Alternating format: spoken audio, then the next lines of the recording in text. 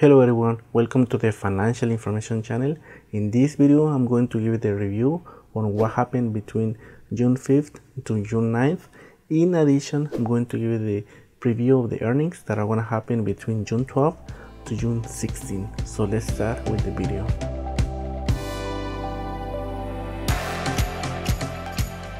And before we start, please let me know in the comment section below what has been your favorite stock during the month of June. And remember, this is just an informational video. You will have the chance to see what are the earnings for next week, but the decision to invest into any of the stocks mentioned in this video is going to be up to you. So let's start with the first company. The first company that I predicted was Thor, and I did a preview that I was going to be the EPS and revenue because the last time they had reported, they had awful results. And Thor company beat the EPS by 23 cents. And the revenue by 50 millions. And the most important thing, they show 57% year-to-year growth. And I'm going to mention the year-to-year growth because that's very important. And they announced the dividend. The dividend is going to be 33 cents for any person that had the stock on June 23rd. And keep in mind that the dividend is paid when you have shares before the end of the day, which is going to be on June 23rd. And the second company that I mentioned in the last video was HD Supplies. They made the EPS by 27 cents, but they beat the revenue by 10 millions. I had predicted that the company was gonna beat both, so they actually missed on one of them. And the year-to-year growth is 5.1%. I was reading a lot of articles of this company. HD is selling the waterworks business, and that's in order so they can fund and improve their organic business.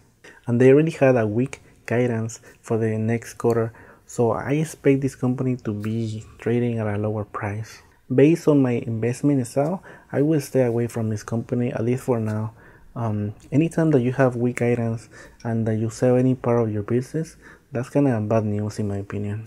And the next company that I had predicted was Dave & Buster's, the stock symbol PLAY, and they beat the EPS and the revenue. And the company beat the EPS by 6 cents and the revenue by 4.3 millions.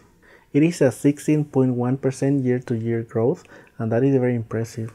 And when I was reading the report, they had an increase of gamers section of 20.3%.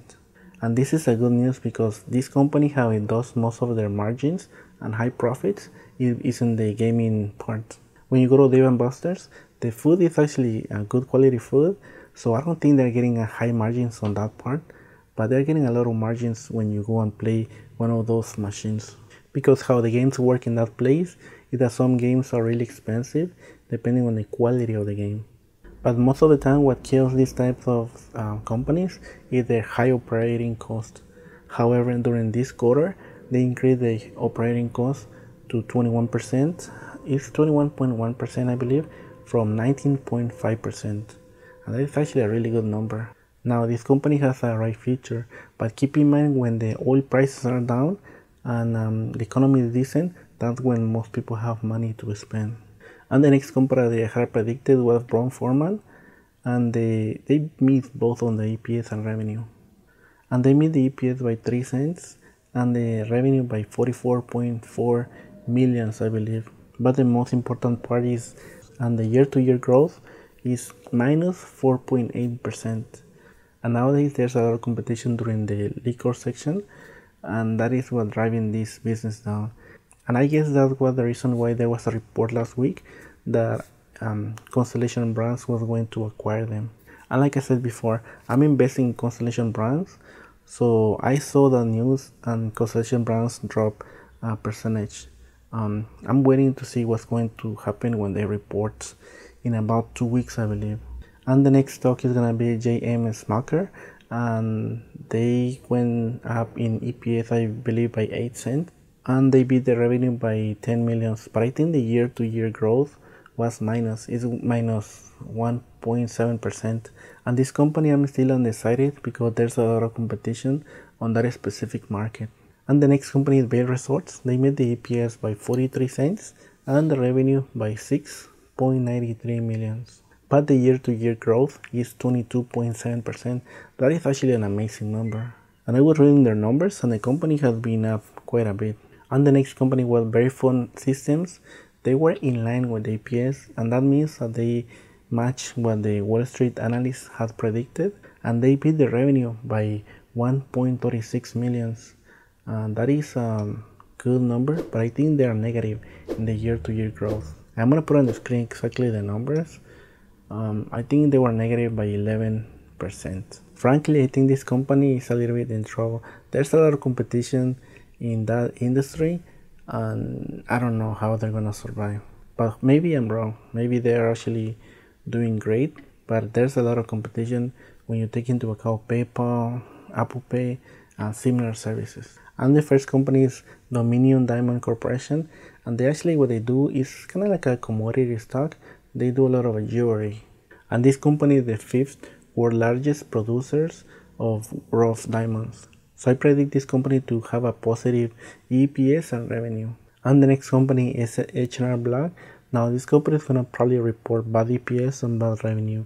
I don't think they have any, or maybe they have some customers that are filing for taxes, after the deadline. So I don't see how they're gonna have the revenue growth. And the other company is Tax Liberty.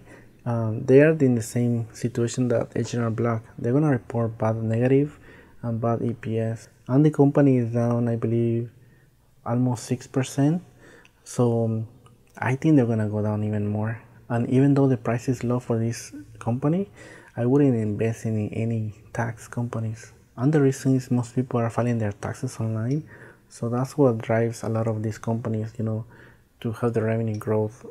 In the next few years, I expect them to go a little bit lower. I expect most people to file their own taxes because no one is gonna know their deductions better than you. And to file your taxes is not really complicated. I will probably make a video, probably a complete guide, how you can file your taxes, going step by step, probably next year. Please let me know what you think about that idea, and I'm gonna probably make that video. And the next company is Kroger, and I expect them to beat the EPS and revenue.